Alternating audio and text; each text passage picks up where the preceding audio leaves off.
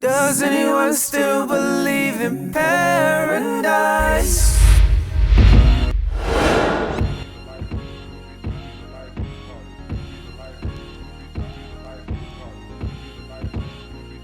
Revered as everyone's homegirl, Claudia Jordan is as real as it gets, and she's proving that she definitely has staying power.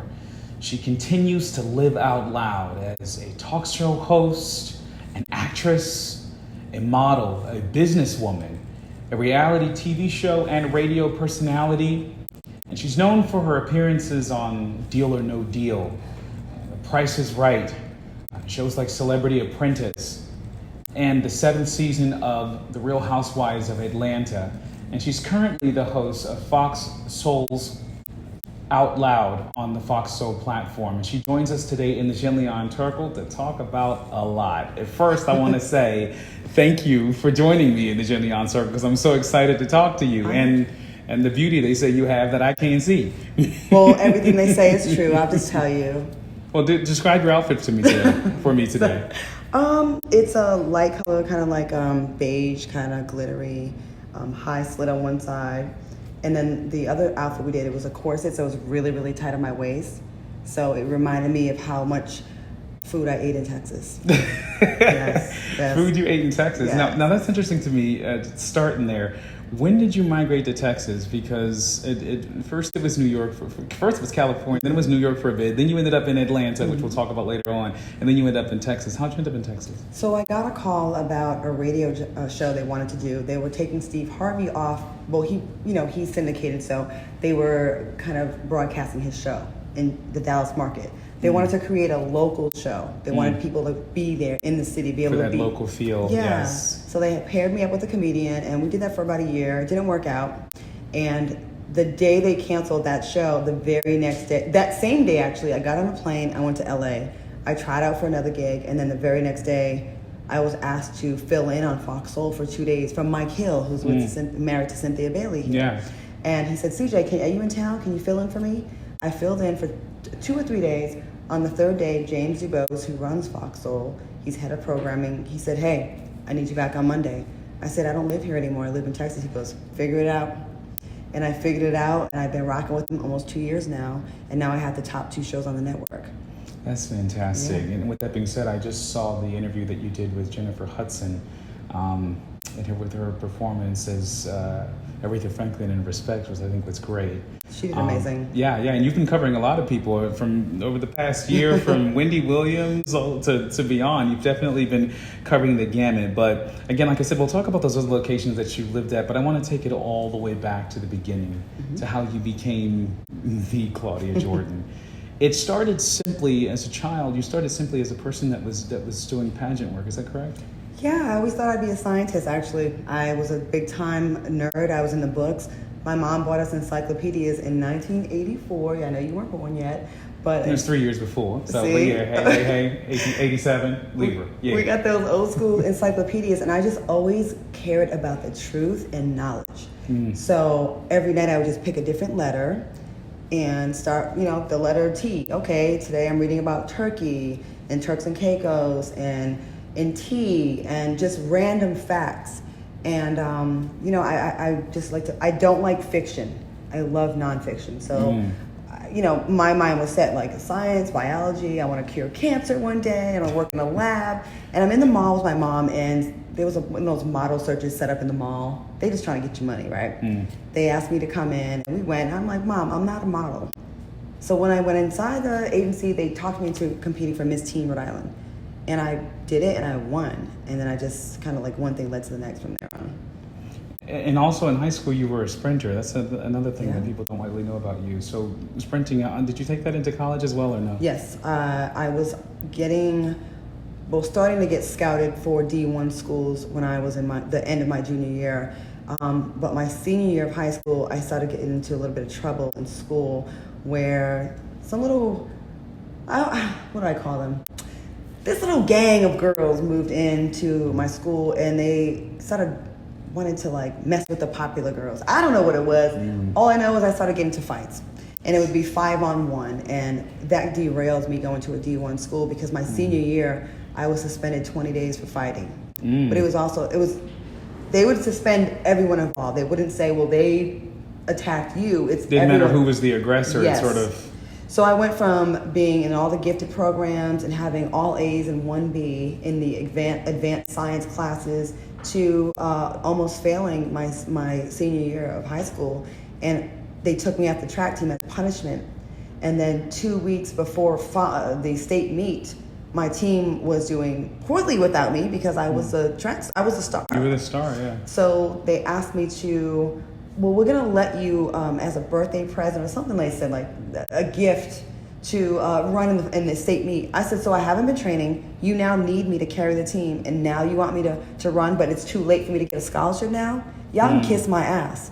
Yeah. So I didn't run, and I had to go to D3 school instead of D1. I didn't get to get scholarships for college, well, an athletic one.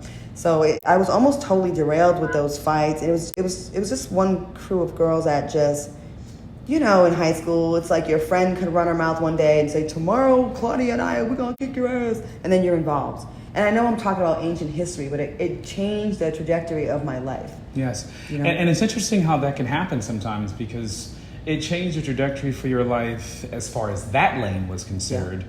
But then, my goodness, what else was written in the stars for you was more than what you possibly could have imagined. And at some point, the aspiration for journalism was in there. Take me there. A lot of my success stories come from people doubting me or telling me I can't do something, and me kind of with my Aries fire energy, like, all right, bet, I'll show you. I have a son who's an Aries. Really? What day? March 30th. Okay. Well, good luck with that. But you know what? He's probably very independent. He doesn't need validation from other people, and a leader, and an odd sense of humor, probably. No? Yes, my son is very unique in his leadership of his plot that he got going on. But the journalism lane. So my senior year of high school, I had this racist teacher. I forgot her name because she doesn't matter anymore. And she, our final assignment, or final piece we had to do was on anything we wanted to. So I said, you know what? I'm going to write my piece on racism. And it's going to be all about how she treats us. There was a lot of Portuguese kids in my school, and Dominicans, and just people that were not born in the States. Yeah. So she was very rude to them. So I wrote it. It was a great piece. I showed it to another teacher who said it was amazing. This teacher gave me an F. It was all covered in red, and she said I wasn't going to be anything, and I was a terrible writer. So when I went to college, although I was going to be a biology major, I said, let me go check out the newspaper, and let me go check out the radio station. And I loved it, and her words resonated with me. And it's funny because, 30 years later, that is my field. That is my bread and butter. The thing that she told me I couldn't do, I'm doing. Media left and right. Yeah. And my goodness, what greater feat there is than to defy the chorus of naysayers. I wish I knew her name. I could write her a letter and say thank you almost in a way. I mean, even negative feedback can really do some positive in your life if you know how to harness that. And I've had to do that a lot in my life. Take the negative and use that for fuel and turn it into something positive. Yeah, that resonates with me, because as a blind black man, my goodness, the odds are stacked against me so much, and I live that same story of always trying to defy the expectations. So much so that, getting to the part of your story where you sort of ran the gamut in terms of being an extra for shows, right? And so that whole story of what it's like to be an extra to try to get to the next level of being quote unquote really casted for something. Your journey to California, take me there. I won Miss Rhode Island to go to Miss USA. I was the second black girl to ever win that for my state. But the other girl that won, she's kind of like, well, I'm mixed. But I was like, I'm black, So I went to Miss USA as, it was rare to come out of Rhode Island and for them to send a black woman to Miss USA. So when I went to Miss USA, I won preliminaries, and then I ended up finishing 7th. And I went back to Rhode Island, packed my bags, and moved to California with $500 to my name and started doing extra work. I worked on In the House, and recently I was reminded of a huge star who started with me. We both were on In the House with LL Cool J show. Omari Hardwick was doing extra work on that show. So people that are watching this or reading this, be encouraged. that these baby steps, when you put them all together, they add up to something. Yes, baby steps add up to something. Mm-hmm. And then you became a video girl for a bit. I mean, working with the Backstreet Boys, Jenleeion, Fabulous, Charlie Wilson, Joe, Chico DeBarge. Okay, you did your research. Coolio. Look at you. Master P. Oh. Ludacris. Kenny Lattimore. I mean, my goodness. Yeah. Getting into the video sphere. How did that happen? So when you move to LA and you're doing extra work, you meet the casting directors, and before you're allowed to get, book a big show, there weren't a lot of parts back then for black girls. You know what I mean? Like, we're talking 97, there weren't that many, they had their cast. Yeah. So we had to take what we can get. So music videos at the time were very beautiful. They had storylines. They did not degrade you, and we aspired to be like those girls in the videos. It really was really the footprint of singles back then. They were beautiful. They were beautifully done. So I met a lot of great people doing those, and until I got my first commercial and first TV show, they were how I paid the bills. It was never anything shady. It was such a professional situation where they contact your agent, you get a booking fee, you do your job, and you go home. Now, I'm still friends with some of the people. Jenleeion and I are lifetime friends now. We're going to be friends for the rest of our lives. Wow. You know what I mean? He always tells me, I love you for life. You are my friend. You've had my back, and vice versa. Good person. Now, your first TV hosting job was Fox Sports. You are so good. You are. No one's ever asked me, no one has ever said that to me in an interview before. Yeah, I did do my thing. Mm-hmm. But yeah, your first hosting experience was Fox Sports West as a red carpet correspondent, obviously with 54321. And then eventually you branched off into things like The Price is Right, Deal or No Deal, all those shows that on network television that garner a huge following, right? Mm-hmm. Being a correspondent, when did you know that you were ready to be able to be on camera, speak extemporaneously, be able to pull audiences in? When did you know that was your calling? I knew it in high school when I would make people laugh in class. Wow. But I didn't know what to call it back then. I just knew that I could kind of hold people's attention and talk my shit and have fun. But there was a producer named John Johnson, and he had gotten one of the Price is Right girls on the show, I'm a Celebrity, Get Me Out of Here. And they paid them a ton of money to be in the jungle for a couple of weeks. And when he met me, he said, I wish I would have met you before that we casted the show. I would have put you on this show. And I think you're great. And he was one of the few people in this business who gave me a shot with no motive. There was no, but we gotta go to dinner. There was no, but we have to do this, or can you? It was none of that. It was pure and it was real, and to this day we're friends. So he gave me a break and gave me a spot on that show, and I got to do a couple appearances on the Best Damn Sports Show, and then I got on the E had a sister channel, the E Network, called the Style Network, and I did a show called The Modern Girl's Guide to Life. And after that, I did a pilot with ESPN for sports, and I'm like, oh, this is where I need to be. I don't know if I'm a good actress yet, but I know I like this hosting thing. Yeah. So, yeah. Yeah, well, I think that's inspiring. I mean, the way that the stories worked out, and obviously you've been able to garner an interesting fan base, and you've been quoted as saying that crazy people like you.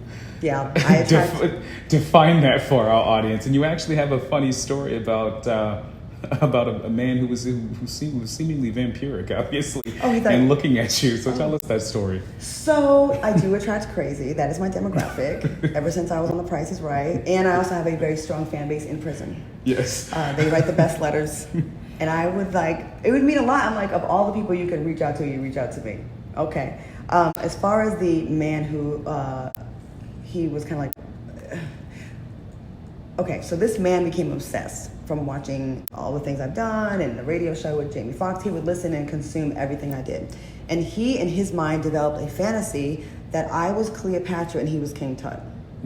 So he was a stalker, actually. Wow. But then he also tried to extort me for $25,000 for him to leave me alone.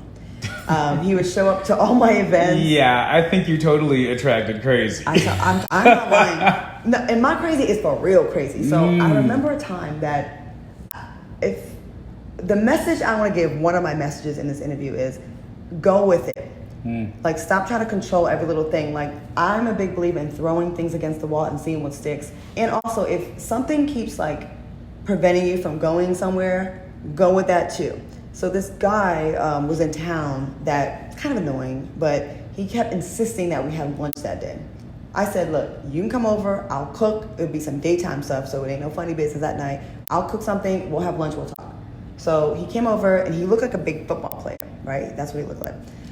At one point, he looked out my back window and he said, Claudia, why is the window, the screen on the ground? I said, oh, my cat probably tried to get outside. He's like, absolutely not. Come to find out, the stalker had driven up to my house in Santa Clarita in the mountains, took the screen off my window, was looking at us, watching us, had planned to come to rape me or kill me that day. But because I let someone come visit me that I had reservations about, it saved my life. Wow. That man ended up getting convicted and spent 3 years in prison. Well, he actually died in jail. Wow. He had this weird obsession. When they went to his house and picked him up, he had a whole mural on his wall of me and Rihanna. So I just want people to be more careful on social media. Like I used to always say, heading to, Houston's with the girls. I would tell people my moves before I got there. Now I post afterwards. Yeah, smart move. That's as a blind person, that's what my family told me to start doing. That's what I started doing. Be careful. Now, one of the things we like to celebrate here is stories of, tragedy to triumph, or adverse circumstance that is turned over to something that's promising for someone. And in your story, you've had an experience where, you went through an experience of foreclosure. You lost a lot of stuff all within a month, only for things to turn around. You got to tell our audience that story, because how that ends, I think, again, is a huge testament of perseverance and how anything is possible. There's a lot of things going wrong at one time, and I think, especially I will say Black people, we're just so used to being told that we're strong, that we're supposed to just suck it up. No one really feels bad for you. Like, okay, big deal. We have another story that's sadder than yours. So you don't really have that luxury of being able to be to harp on anything. So relationship stuff was in the trash. Show got canceled. Deal or No Deal got canceled. Just opportunities were everything was just not coming through. I went through a period of no one was hiring me, and I just felt like my reputation started getting bad. I had someone that was really spiteful that was putting all these bad stories out about me. I found out later on. But at the time, I didn't know why it was happening. I remember I had my home in Santa Clarita. It was like a $500,000 house that I got by myself. No one helped me out. I was very proud of saving money and putting money orders under my mattress and saving up, putting $110,000 down on my house by myself. No man helped me. And I was very proud about that. And I emphasize that because a lot of people have help. But when you do it by yourself, you have this sense of pride, like I did that. Yeah. So I got that house, then I got a secondary house in Arizona as an investment, and everything just went bad, and I fell into a state of depression. I lost $1 million in real estate in 1 month, and to get those letters, when never being late, and then until this stuff happened, and I remember the day that the sheriff showed up, and I had to get the hell out of my own house, and it was gut-wrenching, it was depressing, I felt like a loser. But I realized at the time I was putting too much of my value on my work. Like I was getting my self-worth from money and from my bookings. And you cannot live like that, because that is based on someone else liking you. Yeah. It's not based on you really half the time. It's based on someone else has to choose you. So I was depressed and I wanted to take my life, actually. I had planned on how to do it. I lived in the mountains, so I was gonna just drive up the side of the mountain. But then I thought, what if I live? And I'm in a worse place.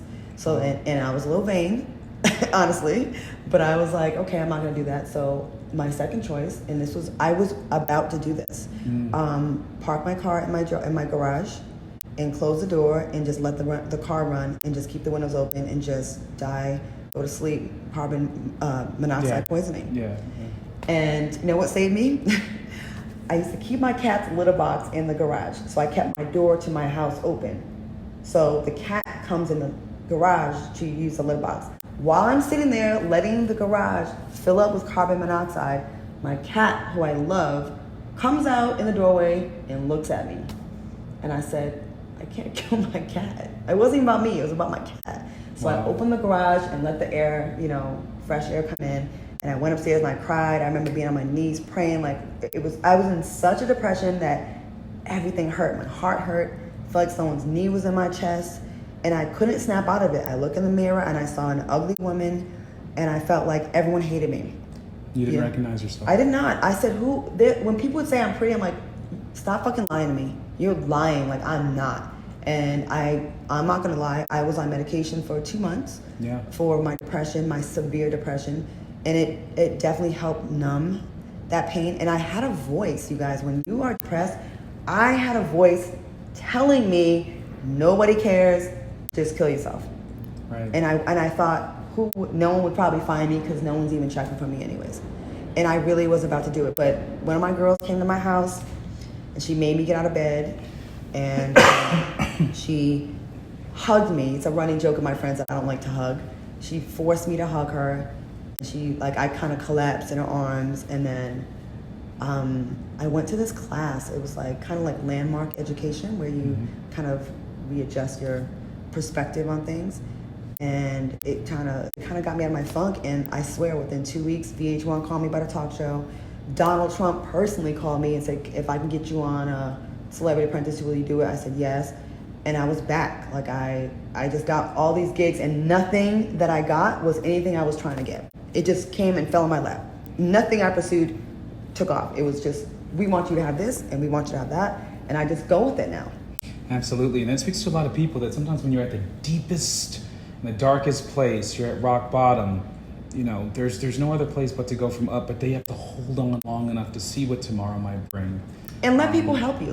We think we pray for a sign, and we think if it has to come from this big voice of God, it may be a friend that was put in your life to, come on girl, let me get you out the house. And it can start with that. Let people help you, Black people. We are so worried about being the strong Black woman, a strong Black man, that we feel like it's weak to say, I'm having a mental issue right now.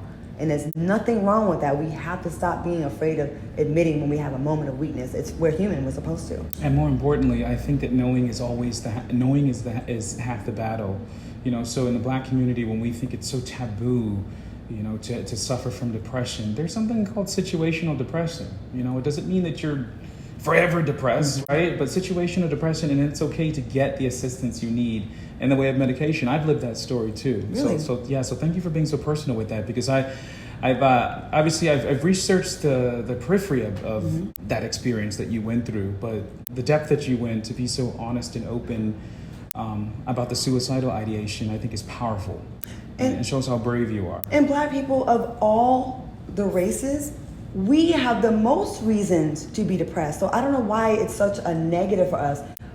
I mean, just from our history. Yeah. There's so many things that we have to encounter on a daily basis that would break anyone else. So I just encourage our people to just understand, it's okay. Right. We deal with a lot, and we see our images of people that look like us weekly on the news getting taken out. That does something to your spirit if you're an empath. And if you're awake, Yes. watching the news, there's PTSD right there. For sure. So Claudia is the epitome of by happenstance. Again, she appeared on the 7th season of the Real Housewives of Atlanta. But originally, you weren't from Atlanta. There's a unique story that actually brought you to Atlanta to participate in that show. I think, in fact, when the network met with you, they needed a tie to get you to Atlanta. And the way this works out is quite interesting. Tell us about that. Okay, so I was in LA, and I was doing a show called According to Him and Her. I think it was on Centric. Myself and Finesse Mitchell. We had a call with producers that day. We thought we were getting a second season. They told us they were moving on with someone else. So that same day, I was sad. I went and had drinks with some of my friends. And two of my friends said, you need to meet Carlos King. He met us at a club, bar in West Hollywood. And we met, and he said, I've been wanting to work with you for years. And I said, really? And he goes, I'm going to change your life. And I said, really? Okay, I hear this a lot. Anyways, within a month, I was in New York. I had a meeting with Bravo, but then they said, we don't have a connection. I'm sorry, True Entertainment. I had a meeting with the production company. They said, we don't have a reason for you to be in Atlanta. Everyone loves you, but we don't have a reason. So Ricky Smiley was in town, and so was Charlamagne the God, who I've always wanted to work with. They both were having events the same night. It rained. Charlamagne's party was on a boat. So I said, I guess I'll go to Ricky Smiley's event. They sat me next to him. I talked to him Let me about... take it, you weren't trying to be a Black girl in the rain? No, exactly. You already know.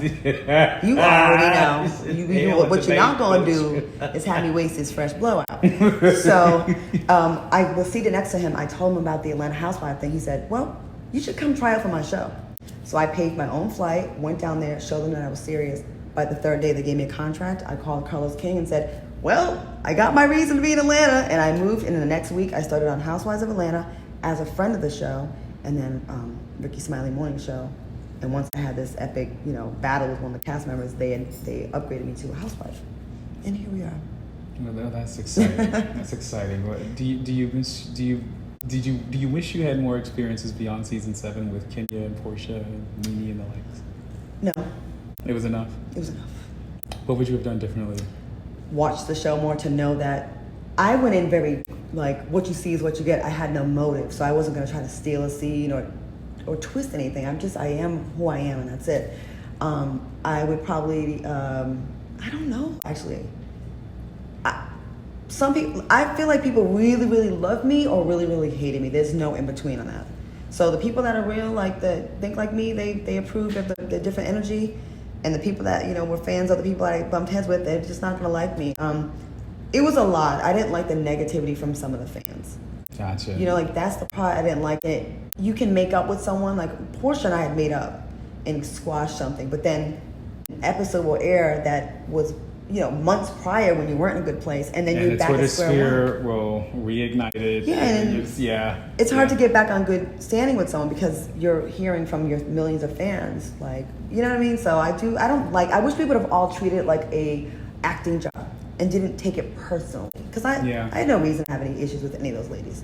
Yeah, and then past that, obviously social media has put us in a situation where cancel culture is real. Oh, I get canceled every month. Right, I know. And with that being said, you have a great, I think you have a deeper perspective from, what was tolerable yesteryear not being tolerable today. And there's two things. And I want your take on that in terms of, the sensitivities that we live in today and how it's so much of a difference than it was yesteryear, and how do you navigate that? And specifically, I think you told a story about your ex-boyfriend not being able to get a part as an ape in a movie, which I thought was hilarious. Mm-hmm. That was taken out of context. Yes. That you were calling black people apes or whatever. They said I called black women monkeys, and I'm like, I was making fun of a man I don't think should have auditioned for a monkey. Yeah, because and I'll let you tell that story so that the context is not lost here on anyone. But then even more recently, it's, a simple tweet that says "Rest in Paradise" about DMX, and you got dragged for that. A friend of mine is friends with the family. Yeah. She sent me a message saying, a screenshot from a family member that said he's gone. I thought, if my friend knows and she's telling me, who I wasn't even close to him, of course everyone else knows. Right. So I was just trying to pay my respects, and we do that now as a society. We run the social media, and now because I got dragged, it was really perceived that I was trying to get some attention. I don't need attention. I get enough attention that I don't want. One time I told a story about my ex who, was a struggling actor, and a role came up and he was going to go get it. It was supposed to change his life. And I said, good luck, babe. What movie is it before you go? He said, Planet of the Apes. I said, ooh, you want to audition for a monkey? But I gotta. And you're saying, historically speaking, what we have been teased to be in the racist quips and stuff. That's where you're coming from, I'm thinking, right? Can't you see that this is not a good? There's no happy ending that could come from this. If you get it, it's bad. And you're like, I resent this innuendo, right? I didn't like it. So, but at the time, I had to be a supportive girlfriend. So I said, okay, good luck. Go get it. Go get your role. So when he comes home, he's swinging his arms. He's doing this. He's pounding his chest, and he's doing all the mannerisms of. In character. So I said, damn. I said, did you get it? He said, no, I didn't get it. And I said, well, what are you doing now? Go back.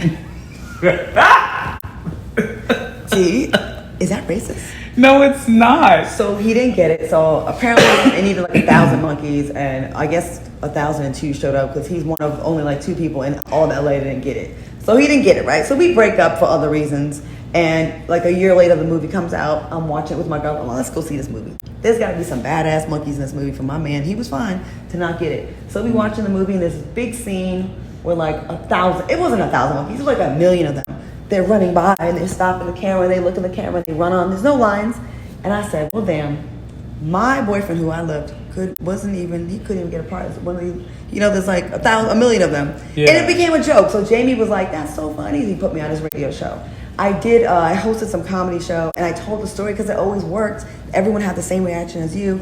And later, when I did Housewives of Atlanta, they took the part where I said, he's black, 6'2", 220, he'd make a good monkey, something like that. And I cringe when I see it now, but that's not the context of how it was said or meant. You know what I mean? And it's like, anyone that knows me knows how hard I go for my community, which is the black community, not the mixed community, the black community, period. I fight with white supremacists and MAGA folks all the time on social media. I have been put on the Breitbart site. I've had death threats from them. So to be rejected or to be thought of as someone that does not love her community and that could say these things about our people, it hurts. And I have a very dry sense of humor. I make fun of the stereotypes and the ridiculous stereotypes. And that was a poke at the stereotypes. It was. But just parenthetically speaking, before you get to the question of how we've gone from foxhole to foxhole, on that, the lane of race, you are uniquely situated as a person who's the child of an Italian mother and an African American father. And I think earlier we spoke about you encountering a racist teacher.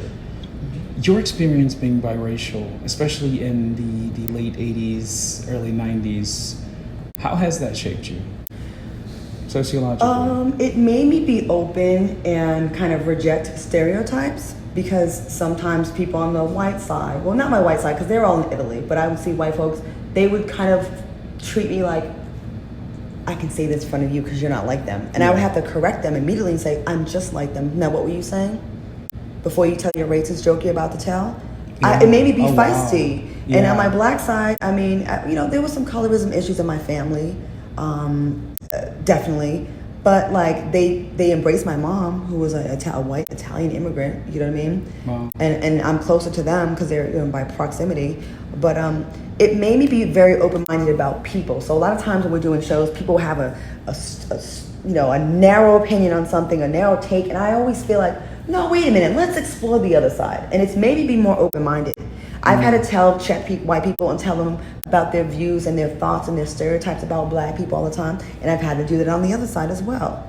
But it's like, I feel like my intentions have always been good, but I'm so easily misunderstood, and it's so frustrating. When you feel like that the message is so clear. I'm like, what have I done to get this? I've had to fight. I had the KKK reach out to me when I was in college in Ohio after the Rodney King verdict came out. I organized a nonviolent vigil at my school. We had about 50 black people there. That's it. It was 100. Everyone participated. I was on the news. The next day, I went to my track meet. When I came back, I had death threats from the Klan on my answer machine. It was old school, right? 91, 92. Right. And I've had bottles thrown at me out of the back of pickup trucks by white supremacists. So please don't try to kick me out of my race that I fight so hard for. Please know that I don't get a discount on the racism.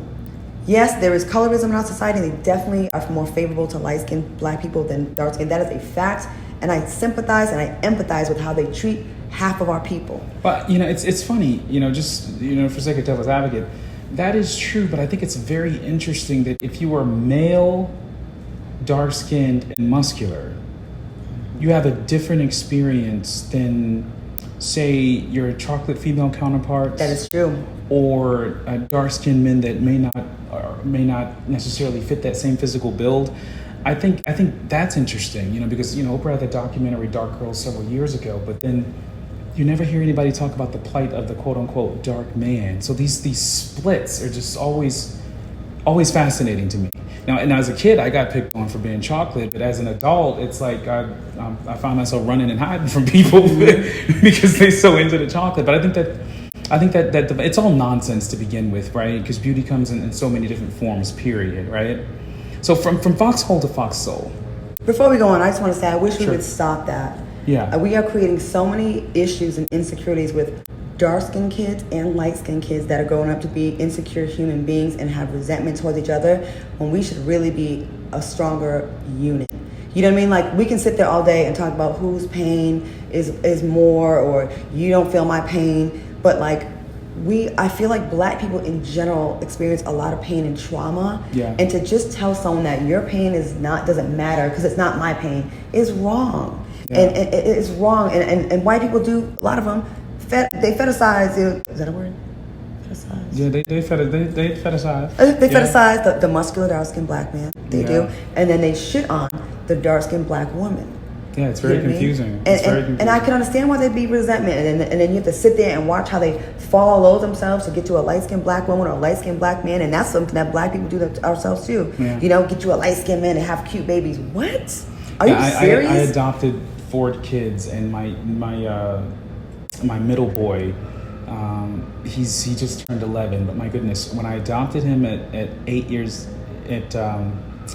he came to me when he was 7. Mm-hmm. When he was 8 years old, he told me that he was nervous about coming to my house until he saw my eldest kid. Mm-hmm. The eldest kid was light-skinned as well. This kid, 8-year-old Mikai, he's light-skinned. Then the boy right above him was brown-skinned, and the boy below him was brown-skinned. Mm-hmm. And of course, I'm chocolate. And he said, I was nervous, 8 years old. He said, I was nervous coming, but then when I got here and I saw Jay, I thought things were going to be okay. I said, why you say that? He said, because it was somebody who looked like me. And I was told light skin is better. Wow. You know, first I wanted to jerk him around, right? Mm-hmm. Be like, excuse me. But then he doesn't think that way anymore. But it broke my heart to the degree that even in the black community, they have this systemic thing of color, which we shouldn't, you know. So that's some of the things that sticks out. And then we got to stop acting like a light-skinned black man is weak and soft and taking away his masculinity. Yeah. And that dark-skinned black women they're masculine and light. Like, it's so dumb and it's something that we do to ourselves. It's a self-inflicted wound. Yes, it came from slavery. Yeah, it was well taught to us, I guess. You know, that whole divisionistic type thing. Wow. Oh goodness, I could talk for hours about this. Yeah. We have a long way to go. But I just want people to just realize that, you know, I see stuff online where you can't sit with us or you're not black if one of your parents is. I'm like, what do you say to the? Remember when our ancestors, our great-great-great-grandmothers were raped by the slave masters, the white man? Should we tell her that child should be banished from the black? They're not black. You know what I mean? Like, you still grow up with those same experiences. Well, similar experiences. Fox Soul. All right. which spun off into I think 2 other shows. Tell us about the Fox Soul platform and your experience. I love it. James DeBose, a black man that is head of programming, and he is really building something really beautiful.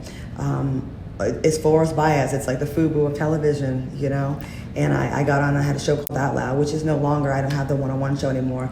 And he said it's kind of like I'm a casualty of my success because I created 2 other shows, Cocktails with Queens on Mondays with Vivica Fox, Lisa Ray, Selena Johnson, took off and it blew up.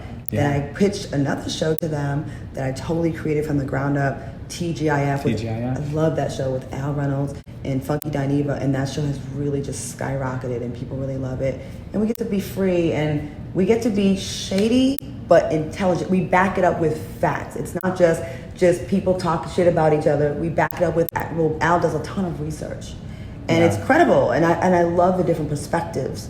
And you know, there are 2 men that are in the LGBTQ community, but they're not used as a gimmick for that. And that's why it resonates with people. It's not like, I just need to, I need you to go, yes, and the stereotypical things. It's not about that. It's about who they are as people. They just happen to be in the community. Absolutely. You know what I mean? And I think that, I hope the community is proud of it and respects it, because I never wanted to use them as, I see a lot of reality stars using gay men as accessories. You know who they are, but it happens a lot. Where they think, I gotta get me a gay. I think that's an offensive thing to say about a human being. It's funny. I love Tamar Braxton, but it's one of those things where a lot of those sayings that she was walking around saying, or sayings that came, because I have a lot of gay friends. They were sitting there, and I was like, hey, wait a minute, that's stuff we say. That stuff, is one of those things. So it's like, okay. I mean, there was a lot of appropriating. I guess there's an argument to be made that, well, some of the things that black women do have been embraced by the black community, and vice versa. But, touche. Right?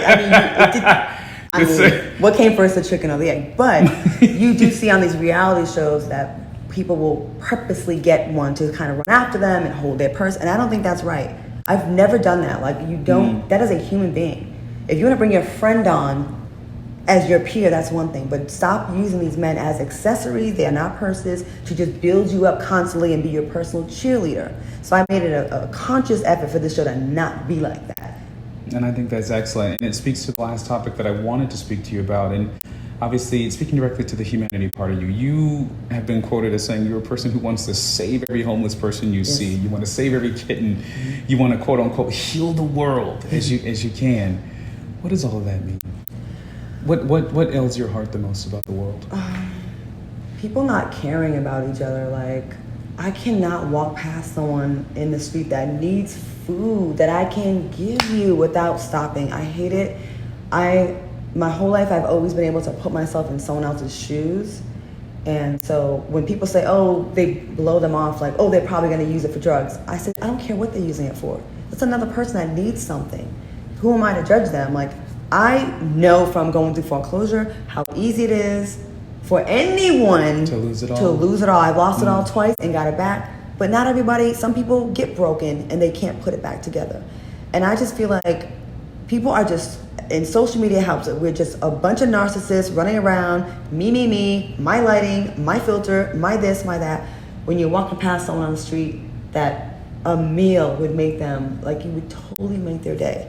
And it just really hurts my, people think I'm this badass shit talking person, which I am. But when I'm home by myself, I am in tears constantly with the news. And when I watch stories, I just, it's a blessing and a curse, honestly. Because I've gone to New York and left with no money. I've given it to everybody I see. Gave this homeless lady $100 to buy shoes, and she looked at it, it was fake. But it really wasn't, I felt really good about it. I just want to do more. I think about Michael Jackson a lot of times when it comes to that sort of stuff, and that when he was, obviously his estate is filthy rich now, but he was broke towards the end. And a big reason why he was broke is because a lot of his stuff, a lot of his money, gave it away. Yeah. Gave it away to help people. And I think that's wonderful. So, without the filters, away from the fantastic light, what is the truest sense of your humanity? That's something that sticks out to me. I've enjoyed my conversation with you today, Claudia. Too. You're really good. You were definitely family at this particular point. Thank you so much for joining the Jenleeion Circle, and we look forward to staying in touch. Yes, Again, sure. Claudia Jordan, everybody. I'm Mario Bonds. See you next time. Does anyone still believe in paradise?